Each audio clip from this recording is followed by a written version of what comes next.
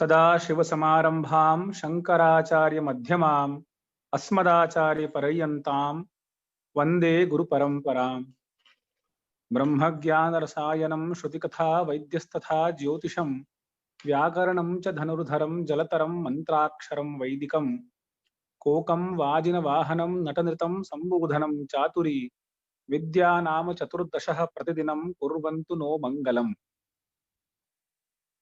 संपूर्णानंद संस्कृत विश्वविद्यालय के वेद विज्ञान अनुसंधान केंद्र द्वारा समायोजित वेद विज्ञान व्याख्यान माला की इस श्रृंखला में 28वें सोपान में आप सभी सुधीजनों का, श्रोतृवृंद का, समस्त आचार्यों का हार्दिक स्वागत एवं अभिनंदन है।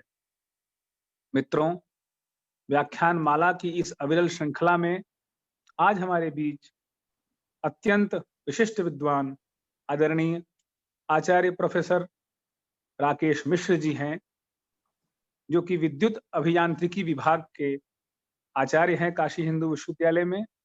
साथ ही आप मानवतावादी अध्ययन विभाग के भी अध्यक्ष के रूप में कार्य कर रहे हैं। आधुनिक विद्याओं एवं शिक्षा के संदर्भ में आपकी विशेष दृष्टि है एवं अपनी अनुसंधानात्मिका दृष्टि एवं गवेषणात्मिका दृष्टि से हम सभी आज आपसे उपकृत होंगे। इस व्याख्यान माला के विषय में जहां तक हम जानते हैं, उपनिषदों के विषय में, वैदिक विज्ञान के विषय में, खगोलीय विज्ञान के विषय में, वैदिक कूटांक पद्धति, भाषा विज्ञान के विषय में हमने तत्त क्षेत्रों के विशिष्ट आचार्यों से उत्कृष्ट व्याख्यानों को सुना। आज हम शिक्षा संस्कार इस समसामयिक अंतर विषय पर महत्वपूर्ण उद्बोधन विधा दृष्टि रखने वाले आदरणीय, जो कि तकनीकी क्षेत्र के होते हुए भी मानवतावादी विभाग की भी पृष्ठभूमि से हैं, साथ ही साथ हम लोगों के बीच एक वर्तमान में समसामयिक नैतिक मूल्यों से अवधारित इस विषय को लेकर उपस्थित हैं। विश्वविद्यालय परिवार आपका हार्दिक स्वागत एवं अभिनंदन करता है। विश्वविद्यालय के आमुख पटल से विश्वविद्यालय के माननीय कुलपति आदरणीय आचार्य राजा राम शुक्ल जी, विभिन्न विभागों के अध्यक्ष एवं शोध छात्र तथा समस्त श्रोतृवृंद, लगभग 4 से 5 हजार से अधिक, 4-5 हजार के बीच में हमारे श्रोतागण इस व्याख्यान माला को अनवरत सुनते हैं। उन सभी की तरफ से आचार्य श्री के चरणों में पुनः कृतज्ञता ज्ञापित करते हुए वेद विज्ञान अनुसंधान केंद्र की ओर से आपका हार्दिक स्वागत करते हुए निवेदन करते हैं आदरणीय आचार्य राकेश मिश्र जी को अपने उद्बोधन से, वक्तव्य से हम सभी को आप प्लावित करें। आचार्य मिश्र जी। धन्यवाद मधुसूदन जी। मेरी आवाज ठीक जा रही है? जी सर, आ रही है। सर्वप्रथम मैं संस्कृत के विद्वान आदरणीय संपूर्णानंद जी को स्मरण करता हूँ, उनका नमन करता हूँ, जिनके नाम पर इस विश्वविद्यालय का नामकरण हुआ। माननीय कुलपति प्रोफेसर राजाराम शुक्ल, प्रोफेसर महेंद्र पांडे, अध्यक्ष वेद विभाग एवं निदेशक वेद विज्ञान अनुसंधान केंद्र, डॉक्टर सत्येंद्र यादव, सहायक आचार्य वेद विज्ञान एवं समन्वयक वेद विज्ञान व्याख्यान माला, डॉक्टर मधुसूदन मिश्र जिन्होंने अभी मेरा परिचय दिया, और जो सहायक आचार्य ज्योतिष विभाग एवं संयोजक वेद विज्ञान व्याख्यान माला है, विश्वविद्यालय के व्याकरण विभाग, ज्योतिष विभाग, साहित्य विभाग, दर्शन विभाग एवं अन्य विभागों से उपस्थित आचार्यगण, संपूर्णानंद संस्कृत विश्वविद्यालय के समस्त शोध छात्र एवं विश्वविद्यालय के आमुख पटल से जुड़े समस्त श्रोतागण, आप सभी को नमस्कार एवं आप सभी का हार्दिक अभिनंदन। यह अत्यंत हर्ष का विषय है कि संपूर्णानंद संस्कृत विश्वविद्यालय ने यह वेद विज्ञान व्याख्यान माला चला रखी है। मैं सौभाग्यशाली अनुभव करता हूँ कि मुझे इसमें अपनी बात रखने का अवसर मिला। मैं अपने विषय में ये कहना चाहूँगा कि मैं इंजीनियरिंग या टेक्नोलॉजी के बैकग्राउंड से हूँ, और इस बैकग्राउंड में एक बार आ जाने के बाद अपनी जो हिंदी है उसको सुसंस्कृत करने का अवसर नहीं मिल पाता, इसलिए मुझसे हिंदी बोलने में कहीं कहीं त्रुटियां होंगी और मैं मानता हूँ, जानता हूँ कि आप विद्वत जन इसको जहाँ भी भूल चूक होगी उसको माफ करेंगे। मैं सौभाग्यवश 2015 में स्थापित एक नए विभाग जो कि IIT BHU में स्थापित हुआ, उससे मैं जुड़ा, जिसका नाम है मानवीय ह्यूमनिस्टिक स्टडीज, जिसको हम हिंदी में मानवतावादी अध्ययन विभाग भी बोलते हैं। उससे जुड़ने के पश्चात मेरी जो दृष्टि मानविकी के विषयों में हुई और जो उसमें मुझे जानकारियां मिली और उस जुड़ाव से जो मैं वहाँ के अपने साथ के शिक्षकों के साथ जो मैंने समझा, उसके आधार पर मैंने ये विषय लिया है, शिक्षा संस्कार। मैं शिक्षा और संस्कार दोनों पर अपनी बात रखूंगा। सर्वप्रथम हम देखेंगे कि संस्कार से क्या तात्पर्य है। इसको स्पष्ट करने के लिए मैं प्रारंभ करता हूँ प्रकृति में पाए जाने वाली अवस्थाओं से। प्रकृति में पाए जाने वाली अवस्थाएं मोटे तौर से 4 वर्गों में विभाजित की जा सकती है। सबसे पहले जो पृथ्वी पर भी सबसे पहले आया वो है पदार्थावस्था, और उसी के बाद यहाँ पर प्राणावस्था आई। प्राणावस्था में मुख्यतः हम लेते हैं जो वनस्पतियां हैं उनको, जिनमें की कोशिकाओं के विकास क्रम से कुछ संरचनाएं बनी। इसके बाद आती है जीवावस्था, जिसमें हम मुख्यतः पशु पक्षी कीट पतंगों को भी लेते हैं। और इसके बाद जो अत्यंत उन्नत अवस्था है वो है ज्ञानावस्था, जिसको हम मनुष्य जाति भी कहते हैं। मनुष्य जाति अर्थात ज्ञानावस्था को बायोलॉजी में एक नाम दिया गया है, होमो सैपियंस। होमो सैपियंस का अर्थ है, ये लैटिन भाषा का शब्द है और लैटिन भाषा में इसका अर्थ है मैन द वाइज। प्रश्न उठता है कि हमने ये जो नाम दिया बायोलॉजी में, उस नाम से हम कितने अपने को जोड़ पाए। क्या उस मनुष्य जाति को जिसने अभी उस वातावरण की दुर्गति कर दी है जिसमें वह स्वयं रहता है, हम उसको क्या समझदार कह सकते हैं, वाइज कह सकते हैं? इस पर भी आगे हम चर्चा करेंगे। अभी इन चारों अवस्थाओं के आचरण पर हम दृष्टि डालेंगे। क्या इनके आचरण निश्चित है, हम ये देखना चाहेंगे। हाँ, पदार्थावस्था का आचरण निश्चित है, ये हमें पता है। अगर हमारे पास ऑक्सीजन गैस हो और उसके साथ हम हाइड्रोजन गैस को मिक्स करें, मिलाएं, तो पानी ही बनेगा। इस प्रकार से जितने भी पदार्थ हैं, ये तो मैंने मूल पदार्थों की बात की, लेकिन जो मिश्रण पदार्थ भी हैं उनके भी अपने आचरण निश्चित है कि वो दूसरे पदार्थ से मिलने पर कैसा आचरण करेंगे, बिल्कुल निश्चित है।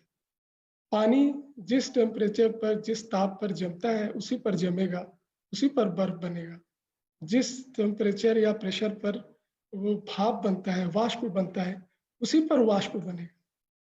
प्राणावस्था का आचरण भी निश्चित है। हमें मालूम है कि जो वनस्पतियां जैसे फल देती हैं, जैसे उनके स्वाद होता है, जैसा उनका गंध होता है, वो बिल्कुल निश्चित है। ऐसा नहीं हो सकता कि 2 तुलसी के पौधे हो और उनके एक पत्ती में तो तुलसी का टेस्ट हो और दूसरी पत्ती में आम का स्वाद हो, ऐसा नहीं हो सकता है। जीवावस्था जिसमें कि जीव जंतु आते हैं, उनका आचरण भी बिल्कुल निश्चित है। परंतु प्रश्न ये उठता है कि क्या ज्ञानावस्था, man the wise, homo sapiens, मनुष्य जाति, क्या इसका आचरण निश्चित है? आइए देखते हैं। इसको पता लगाने के लिए पहले हमें देखना होगा कि आचरण निर्भर किस पर करता है। तो पदार्थावस्था को हम पाते हैं कि इसका आचरण निश्चित होता है इसके परिमाण पर। हम सभी जानते हैं कि जितने भी हमारे पदार्थ बने हैं, मूल पदार्थ, वो इलेक्ट्रॉन, प्रोटॉन और न्यूट्रॉन से बने। चाहे हाइड्रोजन हो, चाहे ऑक्सीजन हो, मैं गैस की बात कर रहा हूँ, चाहे लिक्विड हो, चाहे मेटल्स हो, चाहे सॉलिड चीजें हो, सभी का निर्माण इलेक्ट्रॉन, प्रोटॉन, न्यूट्रॉन से ही हुआ है। लेकिन प्रोटॉन और न्यूट्रॉन कितनी संख्या में है, यही निर्धारित करता है कि वो पदार्थ कैसा आचरण करेगा। प्राणावस्था बीजानुषंगी है,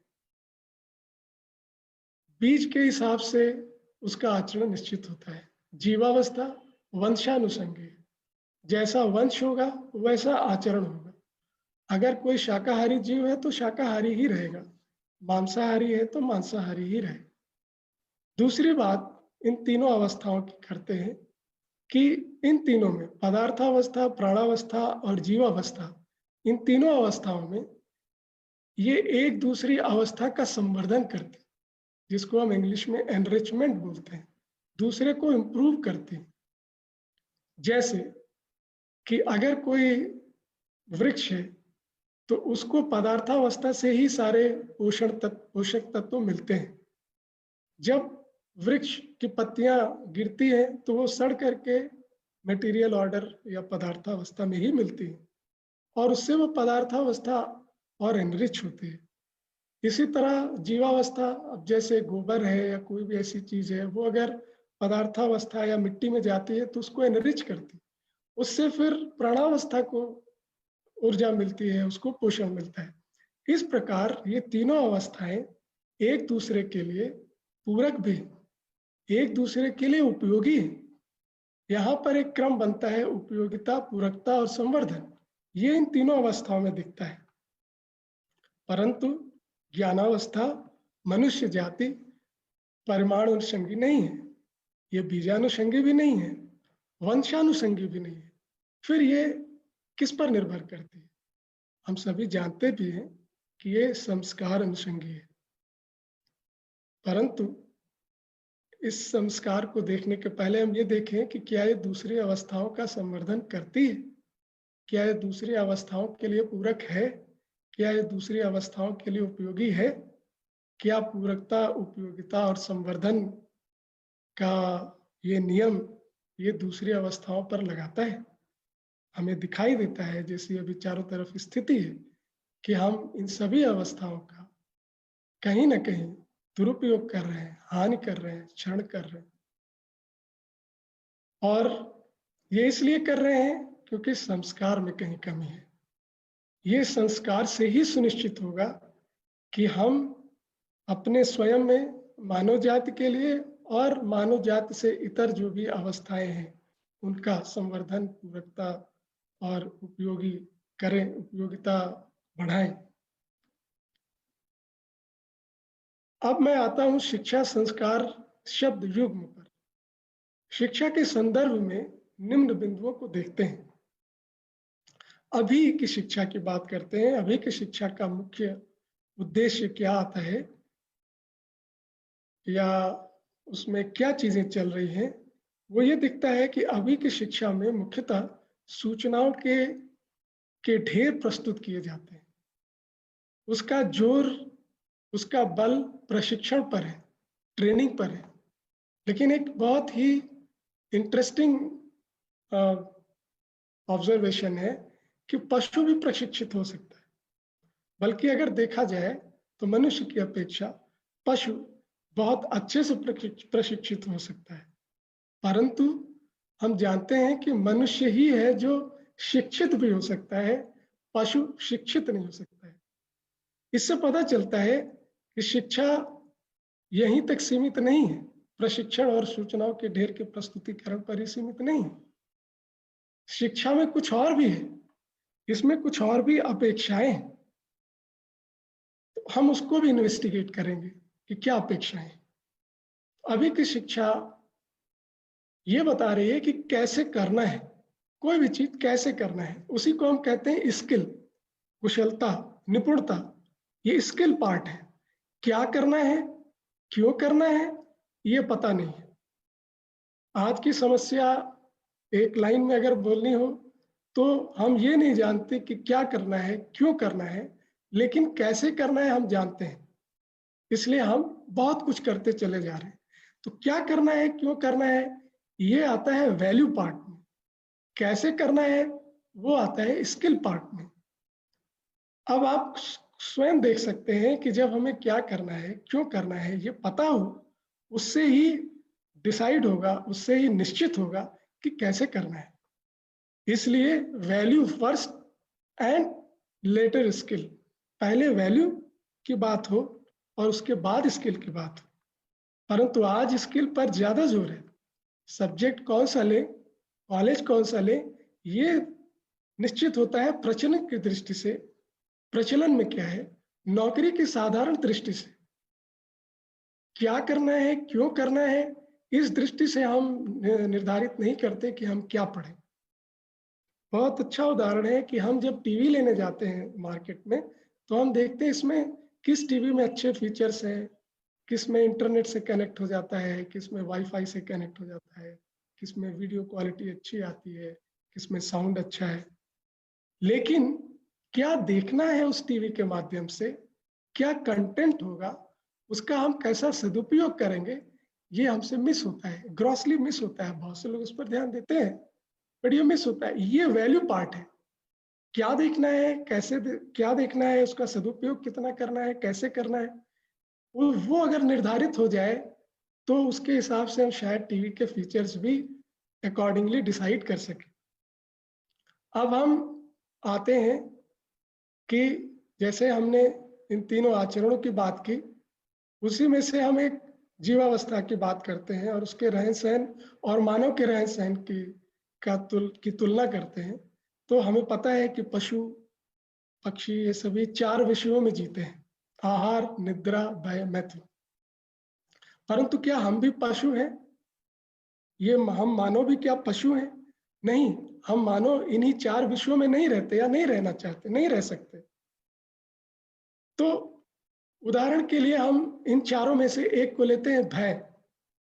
भय के क्या क्या कारण होते हैं? भय का कारण पशु भय हो सकता है, अगर हम मानव के लिए लें, प्राकृतिक भय हो सकता है, इस तरह के कई भय।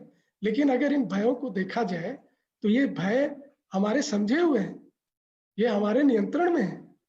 तो अभी कौन सा भय है?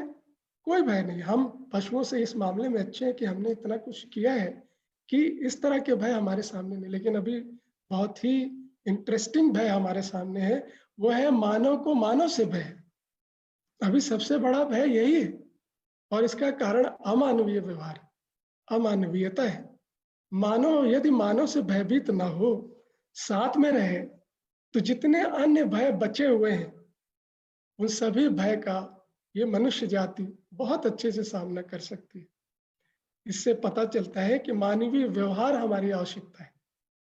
और ये मानवीय व्यवहार, चूंकि मानव ज्ञानावस्था संस्कार अनुषंगी है, इसलिए ये संस्कार से ही आएगा और शिक्षा से ही ये संस्कार सुनिश्चित हो सकता है। अर्थात जो अभी हमने पशु और जीव चेतना और मानव चेतना की बात की, तो शिक्षा का अभीष्ट है कि वो जीव चेतना से मानव चेतना की ओर ले जाए। अभी हम फिर स्किल पर आते हैं। सारा स्किल इसलिए है, सारा स्किल का फोकस जिंदा रहने पर है। स्किल सेट पूरा, जितनी भी कुशलता निपुणता है, वो हमारे जिंदा रहने के लिए पर्याप्त है। इसे जिंदा रहा जा सकता है, लेकिन इससे जीना सुनिश्चित नहीं होता। अगर हम स्किलफुल हो, बहुत कुशल हो, बहुत निपुण हो, तो उससे जीना नहीं होता, जीना नहीं बनता। जीना होता है समझ से, जीना होता है संबंधों में। जीने के लिए पहले क्या आवश्यक है? क्या पहले स्किल सीखा जाए या पहले समझ सीखी जाए? समझ का अर्थ है कि क्या, क्यों। समझ मतलब राइट अंडरस्टैंडिंग। स्किल मतलब कुशलता, निपुणता। इन दोनों में से पहले किसको सीखा जाए? समझ क्या, क्यों, ये बताता है कि किसी भी चीज का सदुपयोग कैसे करना है, कैसे संवर्धन करना है, कैसे उपयोगिता और पूरकता में आना है। और इसी आधार पर हमारा सीखना बनता है। इसी आधार पर कैसे वाला पार्ट हम सीख सकते हैं। अभी की शिक्षा का स्किल पर बेस्ड है, स्किल पर फोकस है, लेकिन जीने के लिए क्या क्या वैल्यूएबल है हम उसको शायद मिस करते हैं। यदि हम ध्यान से देखें तो हमारे ऋषि मनीषी जितने भी हुए हैं, उन्होंने शिक्षा का उद्देश्य रखा है मानवीय दृष्टि। शिक्षा का उद्देश्य मानवीय दृष्टि अर्थात कुशलता मतलब और स्किल, कुशलता और निपुणता दोनों को विकसित करना है और इनका एक बैलेंस बनाना है। यदि मानवीय दृष्टि विकसित होती है तभी संस्कार से हम उसको जीने में ला सकते हैं। प्रशिक्षण में संस्कार का कोई अर्थ नहीं है, स्किल में संस्कार जैसी चीज नहीं होती, इसको जीने में नहीं लाना है। ये मानवीय दृष्टि है जिसको जीने में लाना है, जिसके आधार पर आचरण निश्चित होगा मानव का। अब हम देख सकते हैं कि ट्रेनिंग या स्किल ये जिंदा रहने के लिए ये शरीर सापेक्ष है, ये संस्कार का अंग नहीं है, इसमें संस्कार जैसी कोई चीज नहीं है। एजुकेशन या शिक्षा ये मानवीय दृष्टि के लिए है, शिष्टतापूर्ण आचरण ज्ञान के लिए है। इससे जीना बनता है, संबंधों में जीना बनता है। संबंध जब मैं कहता हूं तो संबंध केवल मानवों से नहीं बल्कि वो संबंध शेष प्रकृति से भी है, जीवावस्था से भी है, पदार्थावस्था से भी है, प्राणावस्था से भी है, हमारे चारों तरफ जो कुछ भी है उससे, और वो जीना संस्कार से सुनिश्चित होता है। एक चीज और, एजुकेशन में ये कुशलता निपुणता स्किल समाहित है, क्योंकि एजुकेशन एक बड़ा लक्ष्य है और बड़े लक्ष्य में छोटे लक्ष्य समाहित रहते ही हैं। स्किल मनुष्य के लिए भी आवश्यक है, परंतु जिंदा रहने के लिए, शरीर निर्वाह के लिए एजुकेशन आवश्यक है, शिक्षा आवश्यक है जीने के लिए, संबंधों के निर्वाह के लिए। तो हम ये कह सकते हैं कि शिक्षा वास्तव में क्यों और क्या इसके लिए है। इसको और साधारण शब्दों में कह सकते हैं कि हमें सही समझने के लिए या शिष्टतापूर्ण दृष्टि के लिए। शिष्टतापूर्ण दृष्टि जब मैं कहता हूं तो उसका अर्थ है मानवीयतापूर्ण आचरण व्यवहार के उदय की प्रक्रिया है। कैसे इसका उदय हो छात्रों में, उसका एक प्रक्रिया शिक्षा है। जीने के चारों स्तर पर सामंजस्य हो, समरसता हो, इसको समझना शिक्षा है। अस्तित्व के चारों स्तरों पर हार्मोनी हो, सामंजस्य हो, इसको समझना शिक्षा है। और समझने के बाद ही सीखना और उसके बाद ही करना बनता है। अब ये तो शिक्षा हुई, तो हमने शिक्षा से मानवतापूर्ण आचरण और व्यवहार को समझ लिया, शिष्टतापूर्ण दृष्टि विकसित कर ली, मानवीयतापूर्ण दृष्टि विकसित कर ली। तो हमें अब चाहिए संस्कार। संस्कार का अर्थ है सही जीने की निष्ठा। जो हमें शिक्षा में जो दृष्टि मिली, उस दृष्टि को जीने की निष्ठा चारों स्तरों पर, जीने के चारों स्तरों पर, चारों स्तरों की अभी बात करते हैं। सामंजस्य पूर्वक जीने की निष्ठा अस्तित्व के चारों स्तरों पर। अस्तित्व में मैंने बात की प्राणावस्था, पदार्थावस्था, जीवावस्था और ज्ञानावस्था, इन सभी पर जीने की निष्ठा हो। जब जीने की निष्ठा होगी तभी जीना बनता है। समझने के उपरांत ही हम समझना अर्थात मानवतापूर्ण दृष्टि के विकास के उपरांत ही हमारे अंदर वो क्षमता आती है कि हम उसको जीने में ला सके। अस्तित्व के चार स्तर मैंने जैसे कहा, पदार्थ, प्राण, जीवावस्था, मानवावस्था, और जीने के चार स्तर हमारे मानव जाति के हैं। एक तो स्वयं के साथ, स्वयं में जीना, और उसके बाद हमारा आता है परिवार, परिवार के साथ जीना, फिर समाज में जीना, और फिर पूरे अस्तित्व में जीना। और क्या हमें पाना है? अगर हम देखें तो मानव का लक्ष्य भी चार स्तर में है। हम यहाँ सभी जो भी अभी तक बातें कर रहे हैं उसमें चार ही आ रहे हैं। मानव लक्ष्य भी चार है। स्वयं के स्तर पर भी एक लक्ष्य है, परिवार के स्तर पर है, और समाज के स्तर पर है, और संपूर्ण अस्तित्व के स्तर पर। स्वयं के स्तर पर है कि हम भ्रम से दूर हो, जो जैसा है उसको वैसा समझें, भ्रम रहित हो, हम चीजों को वास्तविकता में समझ सके, हम शंकाओं से मुक्त हो सके, रिजॉल्व हो सके, क्लैरिटी आ सके, जिसको हम समाधान भी कह सकते हैं।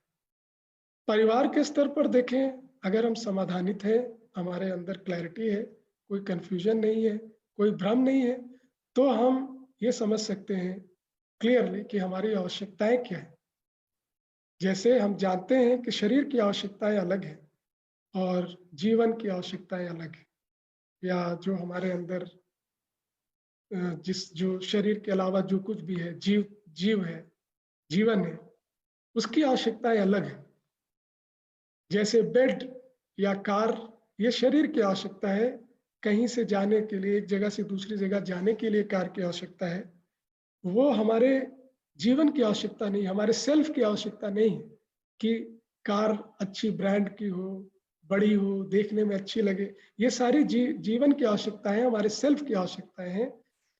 जहां तक शरीर की आवश्यकता की बात है, कार में बैठने पर कंफर्ट हो, हमें चलना ना पड़े, गाड़ी में बैठने में असुविधा ना हो, चले तो ठीक चले, इंजन सही हो, उसका माइलेज सही हो, ये सारी चीजें ठीक हो, जिससे कि शरीर को सुविधा मिले। तो अगर हम शरीर की आवश्यकताओं को और जीवन की आवश्यकताओं को अलग अलग कर ले, ठीक से समझ ले और उसमें मिक्सिंग ना हो, कार को हम अपने सेल्फ के लिए, अपने सम्मान का विषय ना बनाए, बल्कि शरीर के लिए क्लियर रहे कि ये शरीर की आवश्यकता है, तो इनकी इंटरमिक्सिंग नहीं होगी, तो हमारे आवश्यकताएं क्लियरली डिफाइन होगी। तो हमारे पास क्या चीजें चाहिए हमें जीने के लिए, वो हमें क्लैरिटी होगी। और जैसे ही आवश्यकताएं निर्धारित होंगी, हम जो भी हमारी आवश्यकताएं हैं उसकी हम व्यवस्था करके इस भाव में आ सकते हैं। समृद्धि एक भाव है, ये हमें सोचना होगा। इस भाव में आ सकते हैं कि हमारी जो आवश्यकताएं हैं उससे अधिक मेरे पास है, यही भाव समृद्धि है। तो अगर हम समाधानित होंगे, भ्रमों से दूर होंगे, इन कंफ्यूजन से फ्री होंगे, तो हम परिवार में समृद्धि ला सकते हैं। और जब परिवार समृद्ध होंगे, तभी समाज में अभय हो सकता है। जो मानव को मानव से भय है, वो दूर हो सकता है। और इन सब के बाद ही ये सुनिश्चित होता है कि हम सभी अवस्थाओं के साथ अस्तित्व के और सभी लोगों के साथ उपयोगिता, पूरकता और संवर्धन के के हिसाब से रह पाए, मतलब सह अस्तित्व में रह पाए। तो शिक्षा, मैंने बोला कि शिष्टतापूर्ण दृष्टि के उदय की प्रक्रिया है। अब शिष्टतापूर्ण दृष्टि का उदय कैसे हो, इसके लिए जो बहुत साधारण सूत्र है वो है कि हम ये समझें कि दूसरा मानव मेरे जैसा ही है।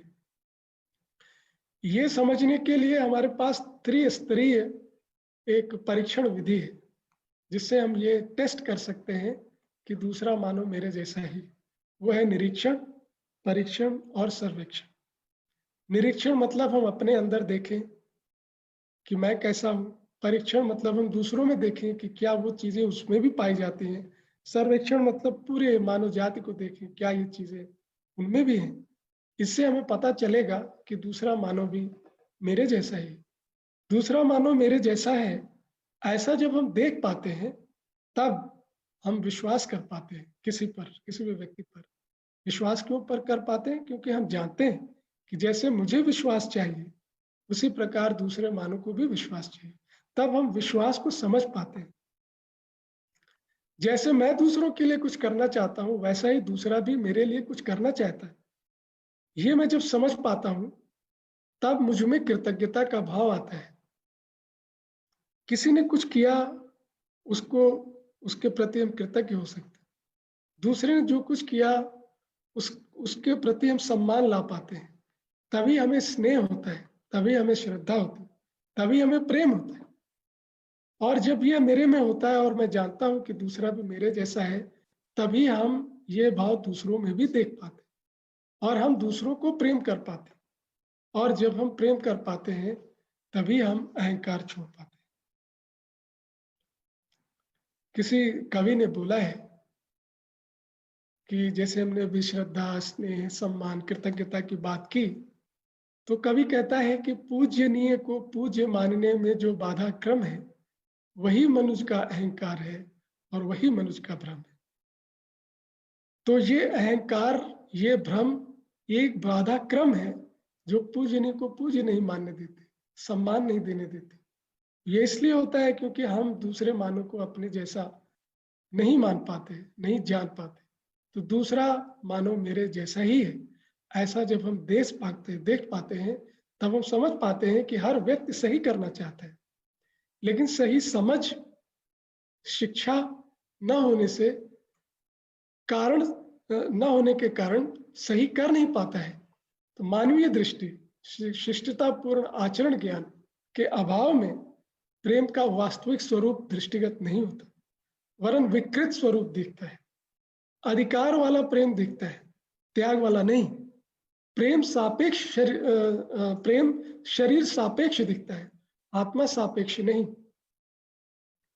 त्याग और उत्सर्ग पूर्ण प्रेम से कर्तव्य भी दिखता है, जिससे सभी के अधिकार स्वतः सुनिश्चित होते हैं। अभी 26 नवंबर को मनाया गया एक संविधान दिवस मनाया गया। उसमें एक वक्तव्य में चर्चा हो रही थी कि संविधान में मौलिक कर्तव्यों को सुनिश्चित करने की कोई व्यवस्था नहीं दी गई। प्रश्न उठता है कि क्यों? क्योंकि उस पर चर्चा हुई और ये बात रखी गई कि कर्तव्य को बाह्य प्रयासों, नियमों और संस्थाओं से नहीं, बल्कि आंतरिक कर्तव्य बोध से ही सुनिश्चित किया जा सकता है। एक मानव दूसरे को अपने जैसा समझेगा तभी यह सुनिश्चित हो सकता है, अन्यथा नहीं। तो ये तो बात हुई शिष्टतापूर्ण दृष्टि की है। अब आते हैं संस्कार पर। संस्कार प्रमाण से जुड़ा हुआ है। शिक्षक के प्रमाण के बिना, शिक्षक अगर किसी चीज का प्रमाण नहीं देता है तो छात्र में वो निष्ठा नहीं आएगी कि उसको करके देखा जाए, जीवन में लाया जाए, जीने में लाया जाए। और शिक्षक बिना उसको जीने में लाए, जो भी शिष्टतापूर्ण आचरण या मानवीय दृष्टि है, उसको व्यवहार में लाए बिना उसका प्रमाण दे नहीं सकता। शिक्षक वही दे सकता है जो उसके पास है। यदि शिक्षक के पास सूचनाएं हैं तो सूचना देगा, और यदि शिष्टतापूर्ण आचरण, ज्ञान और संस्कार है तो जीने में प्रमाण होगा। तो शिष्टतापूर्ण आचरण ज्ञान देगा, आचरण के लिए निष्ठा उत्पन्न कर सके। बिना प्रमाण के निष्ठा आ नहीं सकती। दूसरा मानव मेरे जैसा ही है, यह जानने पर ही हम मानव को पहचान पाते। गलतियों के आधार पर अगर हम मानव को पहचानने चलेंगे तो हम नहीं पहचान पाएंगे। अतः हम ये कह सकते हैं कि संस्कार शिक्षा से प्राप्त शिष्टतापूर्ण दृष्टि या मानवीयतापूर्ण दृष्टि को आचरण में लाने की निष्ठा, जीने में लाने की निष्ठा, करके देखने की निष्ठा है।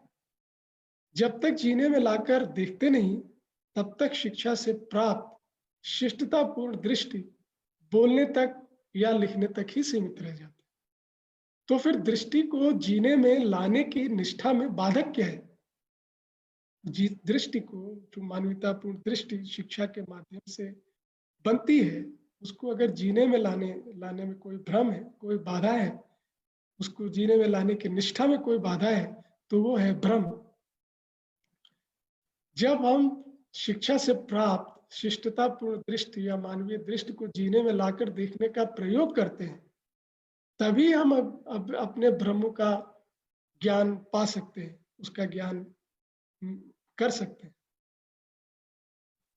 इस भ्रम की बात जब होती है तो मैं एक सूत्र पर आना चाहूंगा जिसको हम सभी ने सुन रखा है।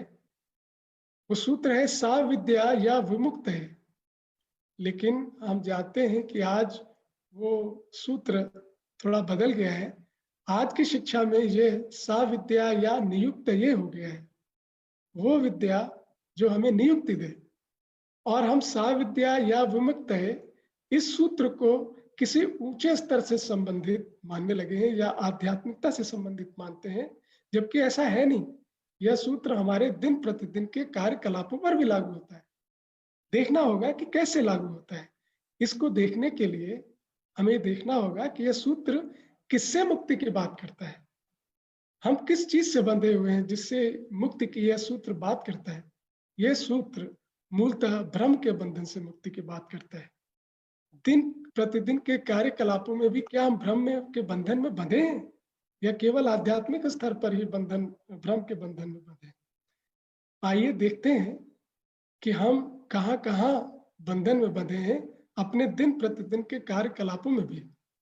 यह भ्रम ही है जिसके परिणामवश मनुष्य जाति ने अभी उसी वातावरण की दुर्गति कर दी है जिसमें वो स्वयं रहता है। ऐसा मानो निसंदेह भ्रम है, वाइस नहीं है, भ्रमित है।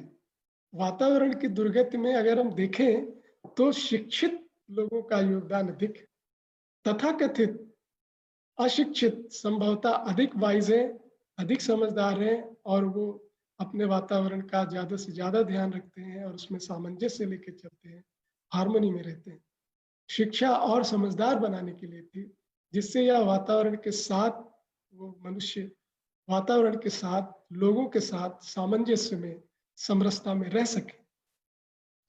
अभी हम जिस भ्रम की बात कर रहे हैं, इसको प्रतिस्पर्धा और श्रेष्ठता के उदाहरण से समझने का प्रयास करेंगे।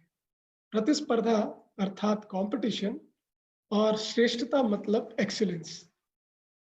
तो हम देखेंगे कि शिक्षण संस्थाओं में कंपैरिजन के आधार पर, तुलना के आधार पर जिनकी रैंक अच्छी है उन पर हम विशेष ध्यान देते हैं। अभी हम पेरेंट्स और स्कूल्स को लगता है कि अगर कंपटीशन नहीं होगा, तुलनात्मक दृष्टि नहीं होगी, तो पता कैसे चलेगा कि हमारे बच्चे ने कितनी प्रोग्रेस की। इसके लिए कंपटीशन जरूरी है। स्कूलों में तरह तरह के कंपटीशन जैसे best singing, best dance, best fancy dress इत्यादि कंपटीशन, वाद विवाद प्रतियोगिताएं, ये सब भी होते हैं। लेकिन ये सब बिना जाने कि इसका क्या प्रयोजन है, ये हो रही और हम इसमें फंसे हुए। शिक्षा से हम अपने छात्रों को साथ साथ चलने के बजाय एक दूसरे से आगे निकलने की सलाह देते हैं, एक दूसरे से आगे निकलने की शिक्षा देते हैं जब हम कंपटीशन की या प्रतिस्पर्धा की बात करते हैं, और उसे ही सफलता का नाम देते हैं। बिना जाने कि पहुंचना कहाँ है, हम सब दौड़ रहे हैं, अपना कोई निश्चित लक्ष्य नहीं है। जो लक्ष्य है वो भ्रमों पर, भ्रमपूर्ण मान्यताओं पर, दूसरों से ज्यादा रूप पाने पर, पद पाने पर, बल, धन, बुद्धि पाने पर है। इन भौतिक आधारों पर हम दूसरों से प्रशंसा चाहते हैं। इसका अर्थ क्या है कि अगर हमारे रूप, पद, बल और धन और बुद्धि की किसी ने प्रशंसा नहीं की, उसको महत्व नहीं दिया, तो हम दुखी हो जाएंगे, हमारे अंदर का विश्वास कम हो जाएगा। इसका अर्थ यह भी है कि हमारा रिमोट दूसरे के हाथ में है। अगर वो हमारे पद, बल, बुद्धि और धन को महत्व दें तो हम खुश होंगे, हम अपने को महत्व वाला समझेंगे। नहीं तो हम महत्व विहीन है, तो हमारी खुशी का सोर्स बाहर है, मतलब हम परतंत्र हैं। दूसरों से अच्छा किया तो विश्वास बढ़ गया, दूसरों से कम किया तो विश्वास कम हो गया। ये सब बड़ी आसानी से दिखता है। जब तुलना करके विश्वास घटता बढ़ता है तो ये अस्थायी विश्वास है, सापेक्ष विश्वास, रिलेटिव सेल्फ कॉन्फिडेंस। कंपटीशन से, प्रतिस्पर्धा से मिलने वाला विश्वास अस्थायी सापेक्ष विश्वास है, जिसकी निरंतरता नहीं है, क्योंकि ऊपर नीचे होता रहता है। जबकि विश्वास तो हमें निरंतर चाहिए। इसके लिए अस्थायी सापेक्ष विश्वास के साथ मानव का जीना बनता नहीं, क्योंकि जब हम तुलनात्मक विश्वास में रहते हैं तो आत्मविश्वास बढ़ने पर सुपीरियॉरिटी कॉम्प्लेक्स आती है, हम अपने को बहुत अच्छा समझते हैं, और घटने पर हीन भावना से ग्रसित हो जाते हैं, इंफीरियॉरिटी कॉम्प्लेक्स आती है। दोनों परिस्थितियों में हम सबके साथ जी ही नहीं सकते। सापेक्ष विश्वास होने पर आपस में अहंकार, ईर्ष्या एवं द्वेष आ जाते हैं, जिससे आपस में संबंध बिगड़ते हैं। हमारा जीना तो निरपेक्ष स्थायी विश्वास के साथ ही हो सकता है, उसी विश्वास के साथ हो सकता है जो हमें व्यवस्था दे, स्थायित्व दे। प्रतिस्पर्धा में संघर्ष जो अंत में शोषण और युद्ध पर समाप्त होता है, और ये दोनों अव्यवस्था है, और अव्यवस्था हमें स्वीकार नहीं है। इसलिए विकल्प स्वरूप में क्या करना चाहिए? विकल्प के स्वरूप में श्रेष्ठता, एक्सीलेंस की आवश्यकता है। अब हमें थोड़ा सा एक्सीलेंस को छोटे से उदाहरण से समझना होगा। कंपटीशन, प्रतिस्पर्धा या विशेषता स्वशुभ तक सीमित है, इसमें हम आत्म केंद्रित रहते हैं। जबकि श्रेष्ठता का अर्थ है सर्वशुभ। जो व्यक्ति श्रेष्ठता में होता है वो सर्वशुभ में के बारे में सोचता है। जैसे उदाहरण के तौर पर किसी कक्षा में अगर हम प्रथम आते हैं तो ये विशेषता है, ये प्रतिस्पर्धा है। हर बच्चा प्रथम आ नहीं सकता, इसलिए यहाँ पर प्रतिस्पर्धा में सभी आगे नहीं निकल सकते, कोई एक ही निकलेगा। लेकिन हर बच्चा 100 में 100 लाने की प्रयास कर सकता है, 100% लाने का प्रयास कर सकता है, ला भी सकता है। यही श्रेष्ठता है। विशेष कुछ ही हो सकते हैं, लेकिन श्रेष्ठ सभी हो सकते हैं। हम जब कंपटीशन के भाव में होते हैं, प्रतिस्पर्धा के भाव में होते हैं, तो हम न सहयोग कर पाते हैं और न ही सहयोग मांग पाते हैं। साथ ही बेहद तनाव होता है, संबंध बिगड़ते हैं। प्रतिस्पर्धा दूसरों को अपने स्तर पर लाने से रोकता है, मतलब केवल हम आत्म केंद्रित ही रहते हैं। जब हम श्रेष्ठता में होते हैं तो दूसरा मेरे जैसा है ये देख पाते हैं और दूसरे को अपने स्तर पर लाने में सहयोग करते हैं। प्रतिस्पर्धा से दूसरों से ज्यादा पाने पर अस्थायी सापेक्ष विश्वास आता है, और ये श्रेष्ठता है जिससे निरपेक्ष और अस्थायी विश्वास आता है। निरपेक्ष विश्वास या स्थायी विश्वास के लिए श्रेष्ठता हमारी आवश्यकता है। साथ साथ जीने के लिए श्रेष्ठता हमारी आवश्यकता है, एक्सीलेंस हमारी आवश्यकता है। अब हम प्रतिस्पर्धा और श्रेष्ठता को कई कई दृष्टियों से देखना चाहेंगे। जैसे एक है लक्ष्य, कि प्रतिस्पर्धा का लक्ष्य क्या है और श्रेष्ठता का लक्ष्य क्या है। विश्वास की दृष्टि से देखना चाहेंगे। स्थिति हमारी कैसी होती है, हमारा भाव कैसा होता है, इन सभी परिप्रेक्ष्य में देखना चाहेंगे। तो अभी हम लक्ष्य की दृष्टि से देखते हैं। प्रतिस्पर्धा में हमारा अपना कोई लक्ष्य नहीं होता, लक्ष्य दूसरों से निर्धारित होता है। दूसरे क्या कर रहे हैं, अगर किसी ने कार खरीदी तो हम भी कार खरीदेंगे, अच्छे मॉडल की कार ली तो हम भी अच्छे मॉडल की कार लेंगे। हमारा अपना कोई लक्ष्य नहीं है। हमारा लक्ष्य अगर है तो यही है कि दूसरों से हम ज्यादा पा जाए, हम दूसरों से अच्छे दिखाई दें, भौतिक आधार पर भी अच्छे दिखाई दें। जैसे भौतिक आधार है रूप, पद, बल, धन। रूप मतलब चित्र, हमारा दृश्य, हम कैसे दिखे। पद में हम अपना पराया करके महत्व पाना चाहते हैं। बल में हम शोषण या भोग करके महत्व पाना चाहते हैं या क्षणिक सुख पाना चाहते हैं, अस्थायी सुख पाना चाहते हैं। धन से हम सुविधा संग्रह करते हैं बिना ये जाने हुए कि हमारी आवश्यकताएं कितनी है। हम सुविधा संग्रह करते रहेंगे, वो कभी समाप्त नहीं होगा। परंतु श्रेष्ठता में अगर है, हम जानते हैं कि दूसरा मेरे जैसा ही है, तो हम उसको अपने साथ लेके चलना चाहेंगे। यही हमारा लक्ष्य रहेगा, अपना लक्ष्य रहेगा, मानवीय लक्ष्य रहेगा, सबको साथ में लेके चलने का लक्ष्य रहेगा। वो हमारी अपने एक्सेप्टेंस पर आधारित होगा। और इसमें वही भौतिक आधार रूप, पद, बल, धन के प्रति दृष्टि बदल जाएगी। रूप हमारा चित्र के लिए नहीं कि हम कैसे दिखते हैं, बाह्य चित्र के लिए नहीं, बल्कि वो आंतरिक चित्र जिसको हम चरित्र कहते हैं, उसके लिए होगा। पद से हम महत्व अपना पराया करके नहीं पाना चाहेंगे, बल्कि पद की प्रतिष्ठा हम न्याय दे करके करना चाहेंगे। बल से हम शोषण और भोग नहीं, बल्कि दया करना चाहेंगे। धन से हम सुविधा संग्रह नहीं, बल्कि उदारता पे जाएंगे। उदारता पे हम तभी जा सकते हैं जब अपनी आवश्यकताओं का निर्धारण कर लें और हम ये इस भाव में आए कि मेरे पास मेरी आवश्यकता से अधिक है, और तभी हम समृद्ध महसूस करेंगे और तभी हम उदार हो सकते हैं। स्थिति देखें इन दोनों परिस्थितियों में तो हम स्पष्ट है कि प्रतिस्पर्धा में हम परतंत्र हैं, श्रेष्ठता में हम स्वतंत्र हैं। विश्वास देखें तो प्रतिस्पर्धा में अस्थायी विश्वास है, सापेक्ष विश्वास है, और श्रेष्ठता में स्थायी विश्वास, निरपेक्ष विश्वास, जिसको इंग्लिश में एब्सोल्यूट सेल्फ कॉन्फिडेंस भी कह सकते हैं। भाव देखें, हमारा भाव कैसा होता है प्रतिस्पर्धा में। ईर्ष्या, जलन, अवसाद, अहंकार, विशेष होना, दूसरों से अलग रह दिखना। श्रेष्ठता मतलब ही ये दूसरा मेरे जैसा है और सभी श्रेष्ठ हो सकते हैं, सभी एक स्तर पे आ सकते हैं, हम सबको साथ में लेके चलेंगे, सबके साथ मिल करके रहने का भाव आता है। सुख, शांति, संतोष, आनंद का भाव आता है। सोच विचार कैसा होता है प्रतिस्पर्धा में, हम स्वशुभ पर रहते हैं, लेकिन श्रेष्ठता में हम सर्वशुभ पर जाते हैं।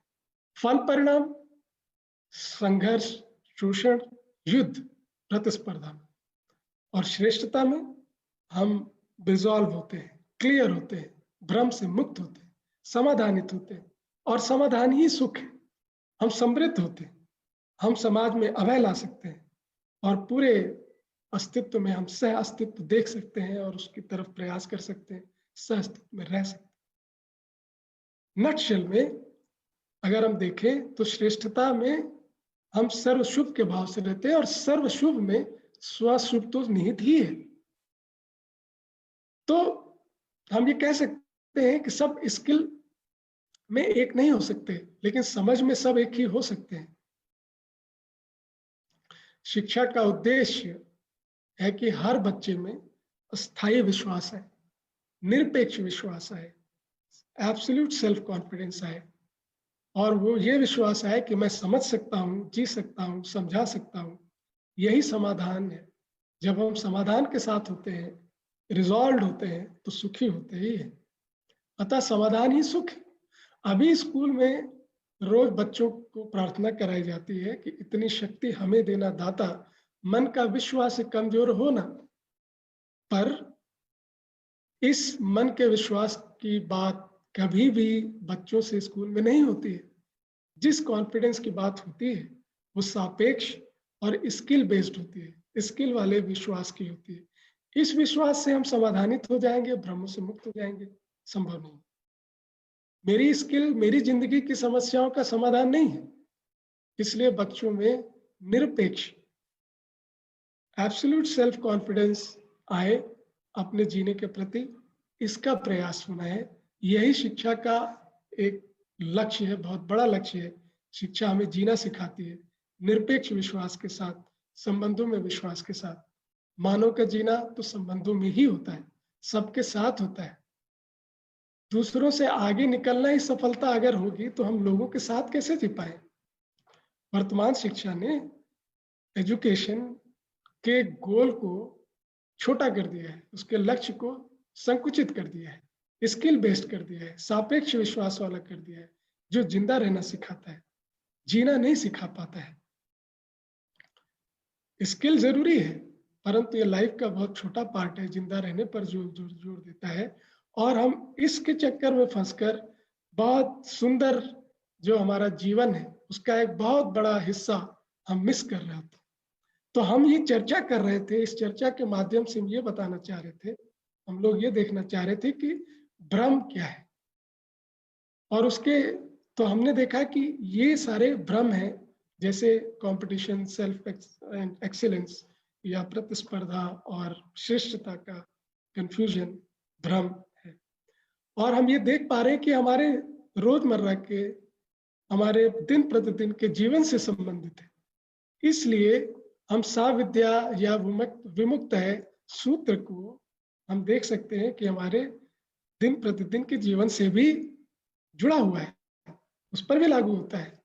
तो हम ये कह सकते हैं कि शिक्षा भ्रम से मुक्ति के लिए, जिन भ्रमों की हमने बात की, उससे मुक्ति के लिए सही समझ लाने का माध्यम है। इसको हम कह सकते हैं कि मानने से जानने तक की यात्रा के लिए शिक्षा है। जो हम मानते हैं उसको जान लें, और जानने से मानने तक के लिए भी है। जो हम जानते हैं उसको मान लें, मतलब उसको व्यवहार में लाएं, उसको जीने में लाएं। संस्कार इसी सही समझ को, जो मानवीय दृष्टि शिक्षा से मिलती है, जो भ्रम से मुक्ति मिलती है और हम जानने से मानने पर आते हैं, उसी समझ को आचरण में लाने की निष्ठा है।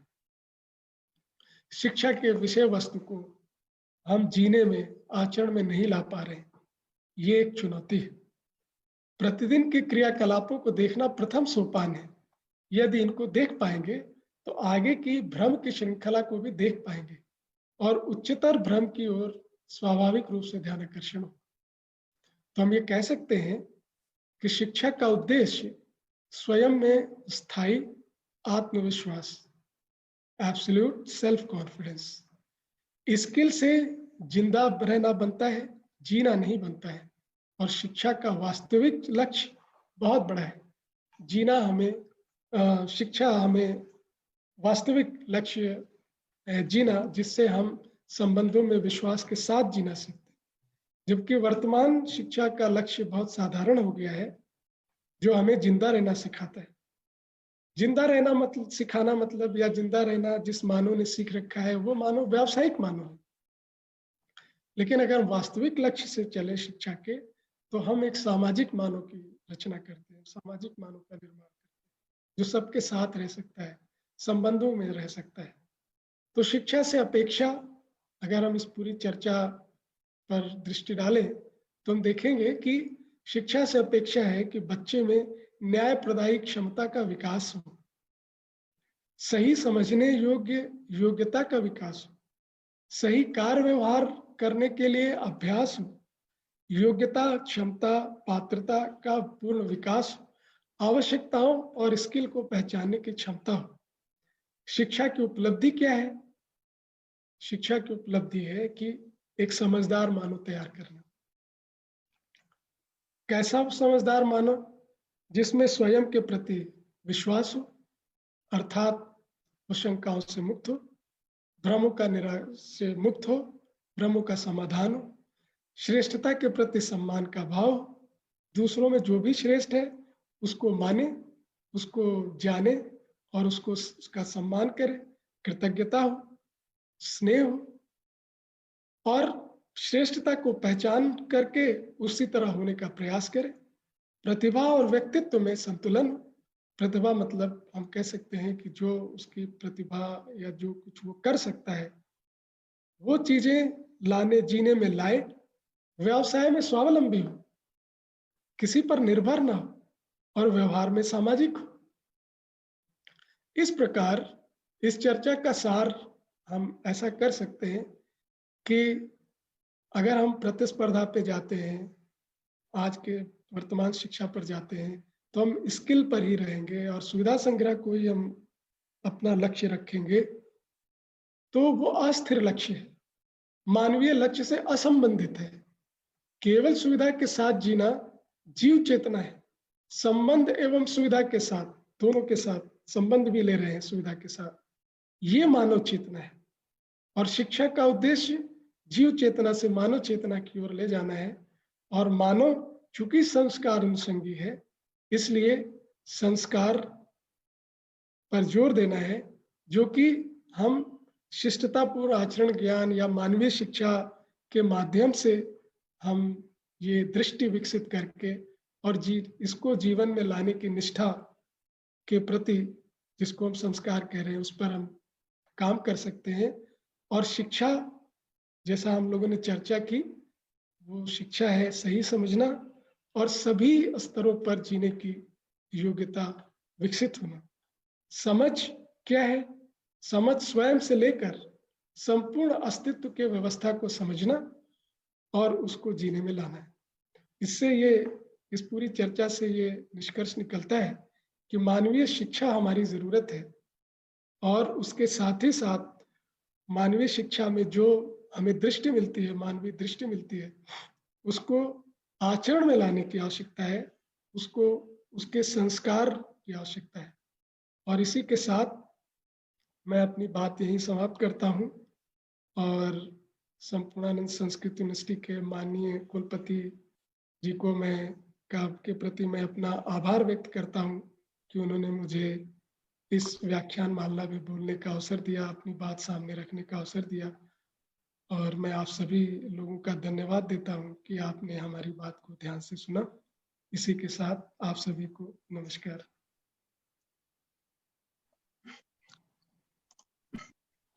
धन्यवाद सर। विश्वविद्यालय परिवार आपके उस उद्बोधन के लिए आपका कृतज्ञ है। आपने व्याख्यान में पदार्थावस्था, उसकी प्राणावस्था, साथ ही विशेष रूप से मानवीय शिक्षा एवं शिक्षा के बदलते परिवेश के आधार पर किस प्रकार हम शिक्षा के मूल उद्देश्य से दूर होते जा रहे हैं, साथ ही साथ आवश्यकता और आवश्यकता का बोध और उससे अधिक होने पर समृद्धि का जो भान, इस प्रकार की उदार चेतना मानव में प्रतिस्पर्धा किस स्तर तक उचित है और उस प्रतिस्पर्धा के स्तर में उसकी नैसर्गिक क्षमता का किस प्रकार प्रयोग हो रहा है, इस सब बिंदुओं पर एक विशिष्ट व्याख्यान आपने आज प्रदान किया। आपके इस व्याख्यान से यह वेद विज्ञान व्याख्यान माला का उपक्रम एक नूतन आयाम को प्राप्त हुआ है। हमारे विश्वविद्यालय के आमुख पटल से जुड़े समस्त आचार्य एवं शोधार्थी गणों की जो जिज्ञासाएं प्राप्त हो रही हैं, उन समस्त जिज्ञासाओं के साथ हम आपको अवगत कराएंगे। कालांतर में इन जिज्ञासाओं के आधार पर आपके एक पुनः विशिष्ट व्याख्यान की आकांक्षा के साथ आपका विश्वविद्यालय परिवार हार्दिक कृतज्ञता ज्ञापित करता है एवं वेद विज्ञान अनुसंधान केंद्र की ओर से आपको पुनः कृतज्ञता ज्ञापित करते हुए इस व्याख्यान माला को पूर्णता प्रदान करता है। साथ ही हमारे जितने सुधी जन एवं कालांतर में इस व्याख्यान को सुनने के बाद जो जिज्ञासाएं उपस्थित होंगी, उन सभी जिज्ञासाओं को समेकित करके हम वेद विज्ञान व्याख्यान माला जिज्ञासाएं एवं समाधान के क्रम में द्वितीय चक्र के अंतर्गत पुनः आपसे विशिष्ट उद्बोधन प्राप्त करेंगे। इन्हीं सब आकांक्षाओं एवं धन्यवाद के साथ पुनः आपका हार्दिक अभिनंदन एवं साभार करते हुए हम इस व्याख्यान माला को यहीं पूर्ण करते हैं।